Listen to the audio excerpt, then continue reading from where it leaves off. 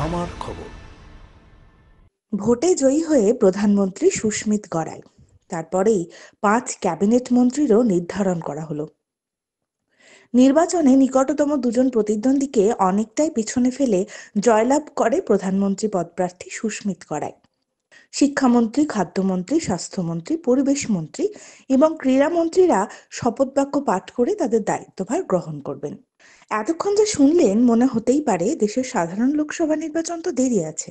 তাহলে এতক্ষণ কি শুনলেন? আজ শনিবার বোলপুরে জাতীয় ভোটার দিবসে শিশু সংসদ গঠনের প্রক্রিয়া অনুষ্ঠিত হলো বীরভূম জেলা বইমেলার মাঠ অর্থাৎ ডাকবাংলো ময়দানে। বোলপুর নিবিড় চক্রের মুলুক নিম্ন বুনিয়াদী প্রাথমিক বিদ্যালয়ের নির্বাচন, এক কথায় নির্বাচন ছিল প্রধানমন্ত্রীর।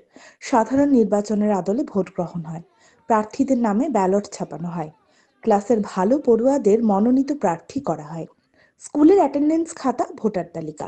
নির্বাচনে সকল পড়ুয়ারা এদিন ভোটাধিকার প্রয়োগ করে। পড়ুয়াদের লম্বা লাইন। বইমেলার মাঠে বীরভূম জেলা প্রাথমিক শিক্ষা সংসদের স্টলে প্রবেশ করতেই হাতে ব্যালট পেপার ধরিয়ে দেন পোলিং অফিসার। আঙুলে কালি নিয়ে নির্দ্বিধায় ভোট দিল পড়ুয়ারা। ভোটদানের কক্ষটিও ছিল সুরক্ষিত জায়গায়।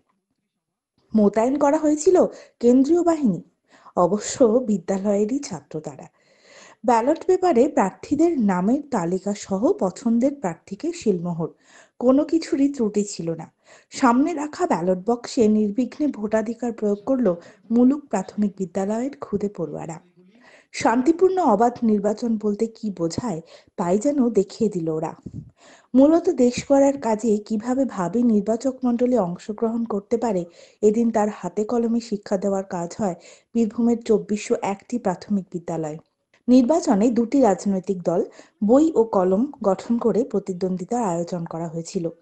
নিজ দলের ইস্তাহার ঘোষণা প্রচার পর্ব চলে, তারপর শুরু হয় ভোটদান পর্ব। Presiding officer, first second polling officer, guard, ballot paper কিছুই বাদ যায়নি। বই দলের 23 জন এবং কলম দলের 12 জন প্রার্থী জয়ী হয়। এদিন উপস্থিত ছিলেন বীরভূম জেলা প্রাথমিক শিক্ষা সংসদের চেয়ারম্যান প্রলয় নায়েক, বোলপুর শ্রীনিকেতন ব্লকের সমষ্টি উন্নয়ন আধিকারিক সত্যজিৎ বিশ্বাস এবং এসআই প্রণয় গাঙ্গুলি। আজকে বীরভূম জেলা প্রাথমিক বিদ্যালয় সংসদের উদ্যোগে আজকে জানেন যে আজকে জাতীয় ভোটার দিবস। সেই জন্য আমাদের বীরভূম জেলাতে 2401টা যে প্রাথমিক বিদ্যালয় আছে সেখানে শিশু সংসদ চলে। একটা স্কুল পরিচালনা করতে গেলে সেই স্কুলের প্রধানমন্ত্রী, খাদ্যমন্ত্রী, স্বাস্থ্যমন্ত্রী, আমাদের পরিবেশ মন্ত্রী, এই সমস্ত কালচারাল মন্ত্রী, এইগুলো সংস্কৃত দিকের ব্যাপারটা, এইগুলো নিয়ে যে শিশু সংসদ গঠন হয় তারই আজকের দিনে দাঁড়িয়ে আমার বোলপুর নিবিড় চক্রের মুলুক নিম্ন বুনিয়াদী বিদ্যালয়ের ছাত্রছাত্রীরা আজকে এখানে তারা এসছে। তাদের মধ্যে কিছু জন ছেলে মেয়ে দাঁড়িয়েছে, তাদের দুটো একটা কলম এবং একটা বই দল এবং কলম দল, এবং তারা ক্যাম্পেইন করছে। তারা দেখাচ্ছে কিভাবে ক্যাম্পেইন করতে হয়। তারপর তারা ভোটদান দিচ্ছে। সেখানে আমাদের একটা ছাত্র এখানে যারা গার্ড দেয়, পুলিশ পার্সন সেই হিসাবেও রয়েছে। আবার কেউ কেউ আমাদের সিনিয়র সিটিজেন হিসাবে যারা এসছে, কিছু ছাত্রছাত্রী সেজে এসছে, তারাও দিচ্ছে। এবং ভোটদান কিভাবে দিতে হবে, first polling, second polling, presiding officer, এবং সেইভাবে আমাদের করা হচ্ছে পুরো ব্যাপারটা। এরপরেই ভোটদান প্রক্রিয়া শেষ হয়ে গেলে তাদের মধ্যে থেকে কাউন্টিং হবে এবং তারপরে তার ফল ঘোষণার মাধ্যমে আজকেই আমাদের শিশু সংসদ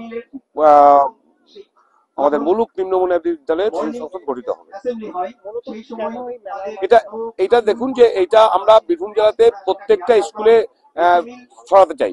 প্রত্যেকটা স্কুলে, সব স্কুলে হয়তো এই মুহূর্তে নেই, কিন্তু প্রত্যেকটা স্কুলে এবং জনসাধারণের মধ্যে ভোটদান প্রক্রিয়াটা ছোট থেকেই যদি বাচ্চারা, যে এখন জানেন যে কোনো বাচ্চা বা তার বাবা মা, অভিভাবক কেউ চায় না তার ছেলে মেয়ে নেতা হোক, রাজনীতি থাকুক। কিন্তু আমরা আমাদের দেশের নেতাজি সুভাষ চন্দ্র বোস থেকে শুরু করে যদি রাজনীতির ইতিহাস দেখেন, সেখানে দেখবেন বিভিন্ন কালচারাল লোকরা এবং সংস্কৃতি মনস্ক লোকরা এবং জ্ঞানী লোকরা তারা রাজনীতি এসছে। রাজনীতিতে যদি ভালো মানুষ না আসে, জ্ঞানী লোক না আসে, তাহলে রাজনীতির সেই শিষ্টাচার বজায় থাকছে না।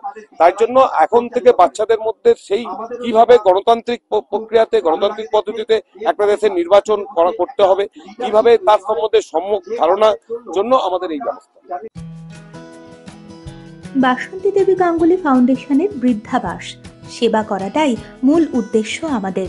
তাই অশীতিপর বৃদ্ধাদের পরম যত্নে আগলে রাখছি আমরা। ঠিকানা Kalikapur colony, ward number 22, Bolpur. সাক্ষাৎ ও পরিদর্শনের সময় সকাল 10টা থেকে দুপুর 1টা পর্যন্ত। বিস্তারিত জানতে 7063472820 এই নম্বরে যোগাযোগ করুন। দেখতে চোখ রাখুন আমাদের ফেসবুক ও ইউটিউব চ্যানেলে।